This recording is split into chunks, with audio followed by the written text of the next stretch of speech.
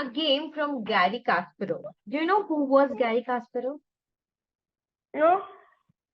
Mm-hmm. The big player. He was the Russian. Oh, you know, I'm Queen's Gambit? That guy is a player. Uh, That is a very good player. oh, Queen's Gambit guy.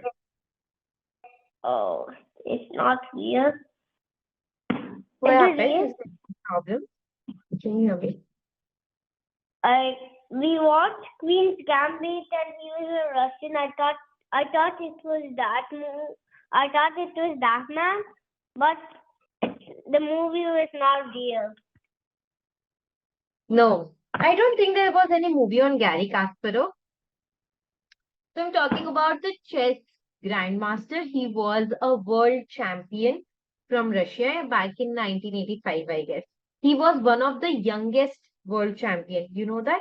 What does a world champion mean, Sarjan? He's the best Do player. you know what does a world champion is? Yeah. No. Okay, so he was the youngest world champion. When he was 22 years old, he was the world champion. That means he was the best in the complete world at the age of 22 years. Today, we are going to have a look at one of his game and we are going to see how you should be able, how you are going to attack your opponent. If your opponent is beginner or intermediate, any level player you play, whether you play with 7 years old, 8 years old, or with 17, 18 years old, doesn't matter. This game will help you to learn that how you can give an attack, and that too in the Italian, the one that we play piano. Okay. So Gary was white and he was playing against some player called as Denley. He started the game with e4. Gary started the game with e4 and his opponent responded with pawn 5. Now here we know the normal move is to play the knight to f3, trying to give an attack to the c5 pawn, and his opponent defended it with knight c6. Now bishop c4. There are two usual responses for black can do.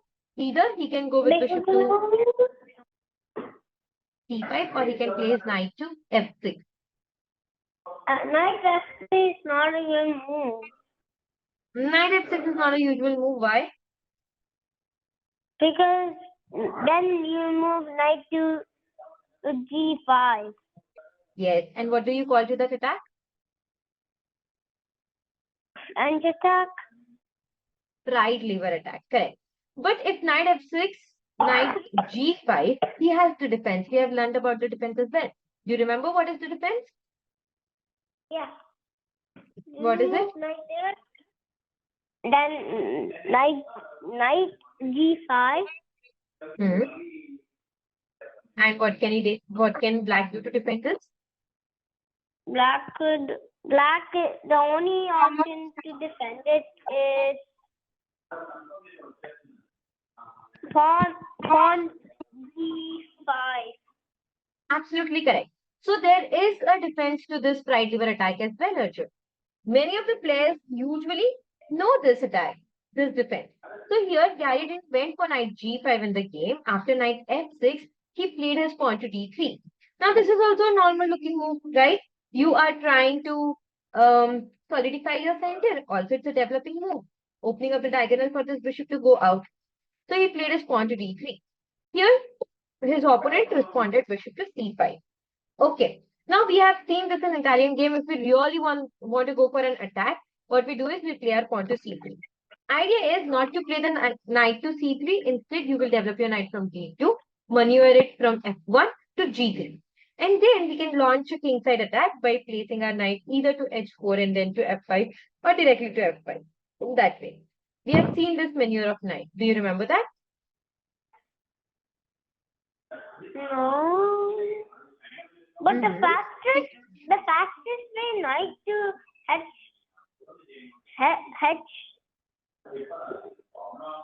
knight to h4 and then knight to f5. That's the faster way. That is new for you. But this you know, right? Knight d2, knight f1, knight g3.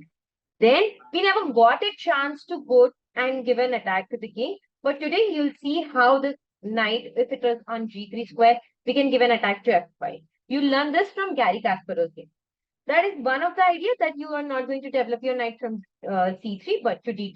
The other idea here is after pawn c3, you can give an attack to his bishop. You can play a pawn to d4, or you can also play a pawn to b4. Correct? You can give an attack in the center as well. Correct. So that was this move. He played his pawn to c3. Now here, his opponent went with pawn to d6. Again, the idea is simple, that he wants to develop the bishop. Now there are two squares where he can develop the bishop. Either he can go with the bishop to e6, or he can pin a knight by going to the g4 square. Here, Gary did an interesting move. Now you would say that, okay, he is violating the fundamentals of principle, that he is moving the same piece again in the opening, which he shouldn't be doing, keeping all the pieces still undeveloped. He went with his move, with his bishop to b3. Now this is a prophylactic move, Arjun. Why have he played his bishop to b2? Now the idea here is, if the bishop is still on the c4 square, let's say the bishop is on c4 and he plays his knight to d2, then his opponent can play his knight to a5. Knight a5 will give an attack to the bishop, the bishop can't go back to the b square because knight is attacking that square too, and the bishop cannot save himself. He'll have to come where he can get exchanged. Now we have seen this one thing, that in Italian games or in Gaigo piano, White's light squared bishop is a superior one because he tends to give an attack to this weak f7 square, right? Also, you can bring it back on this diagonal and give an attack on the h7 square. That's why we feel that bishop on the light squared bishop is an important one. Gary didn't wanted that bishop to get exchanged with his inferior knight, with his queenside knight. That's when he went with bishop to b3. Now even if he plays his knight to a5 after bishop b3, then you can simply retreat your bishop, get along this diagonal on the c2 square. Also, on the next move, you can aim at playing the pawn to b4 and give a poke to his.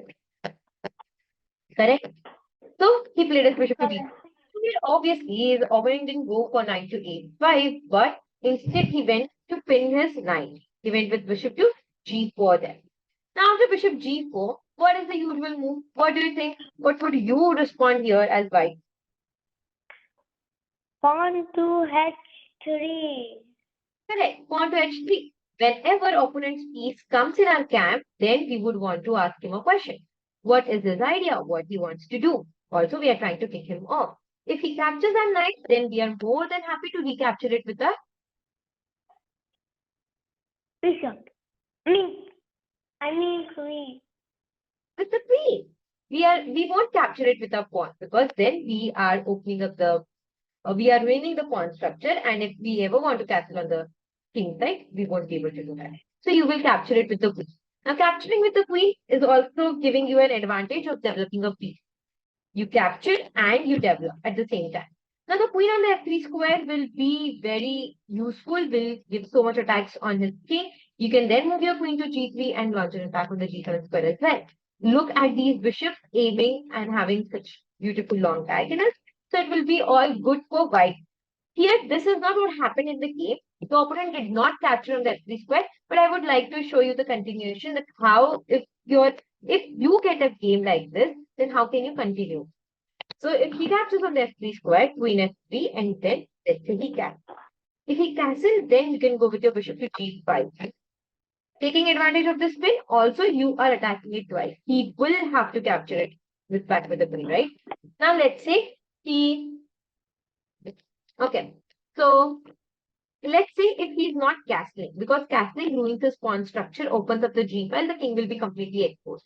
Instead of castling, what if he places pawn to h6, defending the square, protecting the square on the g5 square, so that the bishop cannot come there. That also doesn't stop us. Now remember the idea that you have to develop your knight in the d2 square. Go with your knight to d2. If he castles now, then we can just try to give an attack. We have not committed our king to any side of the board. He has castled, that means his king is going to be on the king side only now. So we can start attack by pushing our pawns up. We can play our pawn to g4. Now this pawn on h6 acts as a hook over here. Do you understand the meaning of what hook? So that anything can get attached to it. Here, if the pawn was on h7 and you would have played your pawn to g5, then the knight can go back and the position doesn't get exposed. But there's a pawn on h6. Whenever you go to g5 square, either you threaten him to capture, or he captures you and you can get your pieces there. Your next idea here can be just to play the rook to g1, push this pawn up. If the knight goes back, you capture the pawn on the f6 square. If he captures your pawn, then your rook is going to capture it back, double up your pieces, and just finish the game there. In the game, he played his queen to d7. Now you can go with your rook to g1, keeping the idea same that we want to go with the bishop to g5 square. If he plays a move like pawn to e6, this is not a good move. Okay, if he does that, then see how can you take advantage of it. Push your pawn to g5. Take advantage of that hook. The h6 pawn is a hook. If he captures there, you can capture it back with your rook. Now you are threatening to capture this knight. He cannot recapture it with his pawn because what's the reason, Arjun? Huh? Oh, You are threatening to capture that h6 square with your queen. He won't be able to capture it with his pawn. Why? yeah. Why? I'm asking you why. Because it's a pin. Because it's a bit. So you can't do that. Now, he is trying to defend that knight. There's only one good way of doing it, that he had played his queen to e7 there. Now, change the plan. He has defended the knight, right? So you just go with your queen to g3. Now you are giving an attack to the g7 square. What do you think? What is a good way to defend this g7 square?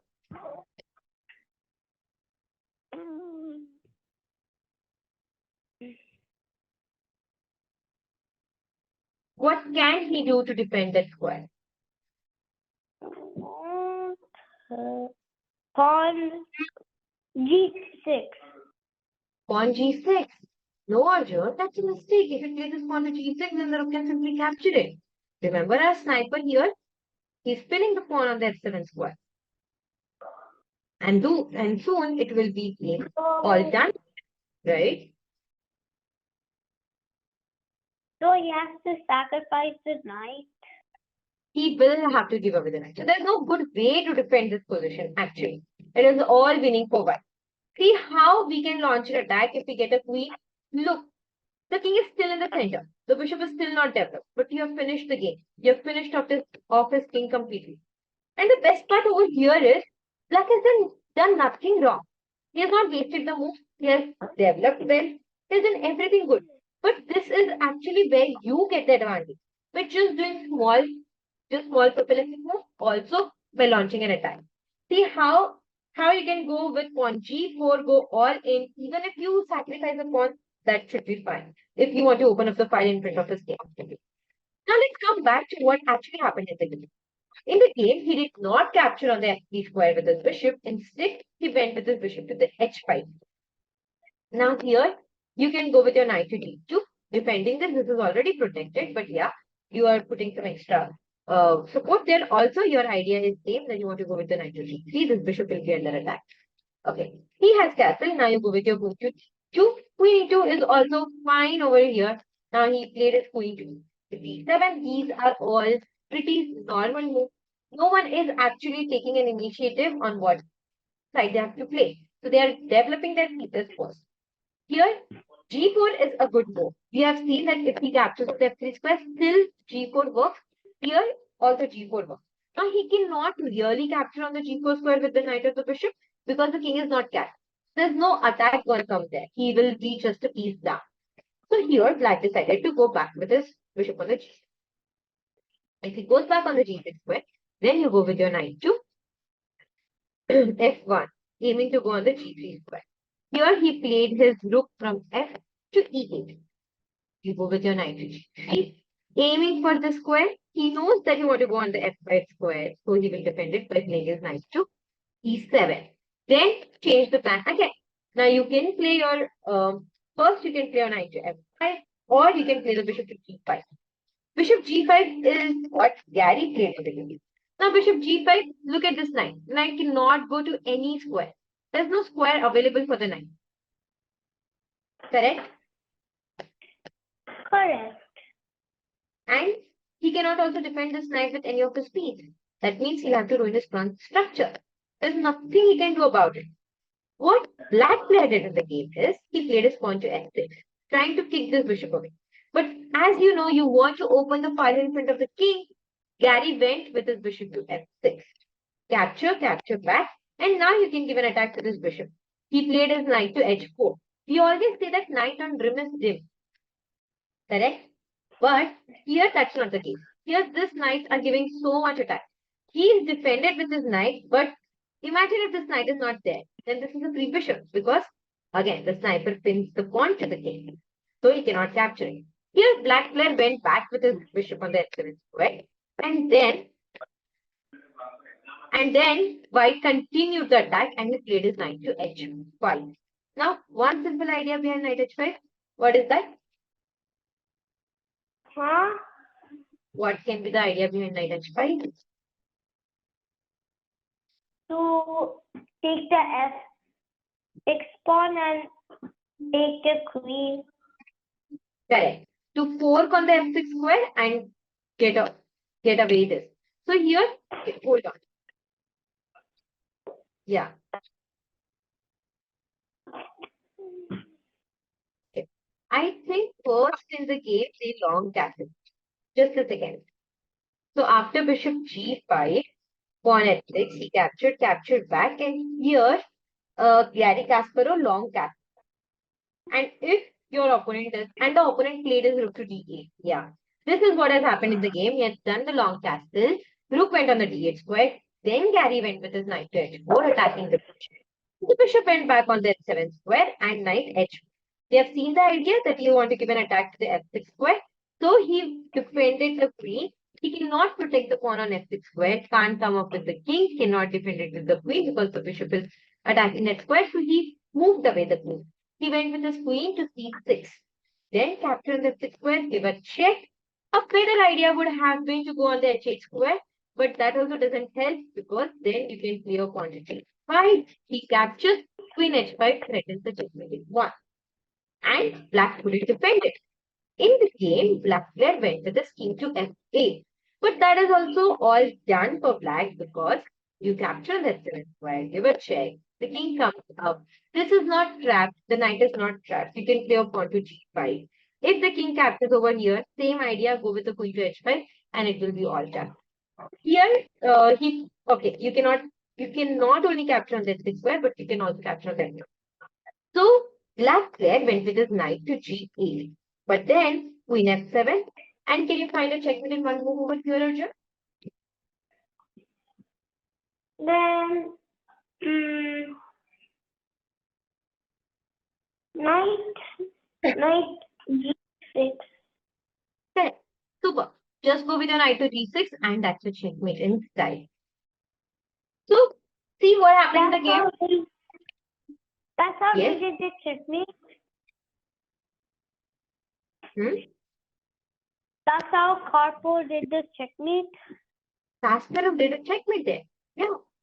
He did it with knight to g6. This was his game. Now see what happened in the whole game. Did you see that any of the move was wrong from black side? Was there any major blunder? There was none. He has normally developed his game. He has castled his king, got his king into the safety. But what happened is Kasparov played extraordinary. He played his bishop to back, doing a prophylactic move. He developed his pieces. He waited to castle there. He didn't castle immediately. The king was in the center for a long time, but the king was safe. The center was closed, so the king was safe in the center. And he went with the flank attack. He played his pawn to g4, then went with g5, and that was all in. So this is something that we need to learn from cards. This is something that you can try in your game. Try the attacking moves in your game. Okay, Arjun? Okay.